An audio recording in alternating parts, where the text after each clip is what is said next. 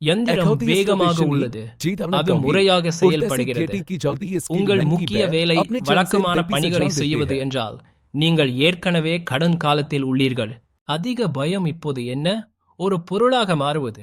மாற்றக்கூடிய பகுதி உங்கள் மதிப்பு தொழில்நுட்ப திறமையை அடிப்படையாக இருந்தால் ஒரு ரோபோ உங்களை வெல்லும்.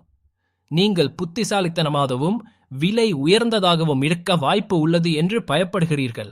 ஆனால் இங்கே உங்கள் விருப்பம் அவசியமானவராக இருக்க வேண்டும். உண்மையான தலைமைத்துவம் செல்வாக்கு மற்றும் புதுவை வரையறுக்கும் திறன்களை உடையது. எந்த கணக்கீடும் நகலெடுக்க முடியாத திறன்கள். நாம் சாஃப்ட் ஸ்கில்ஸ் பிரீமியம் பற்றி பேசுகிறோம்.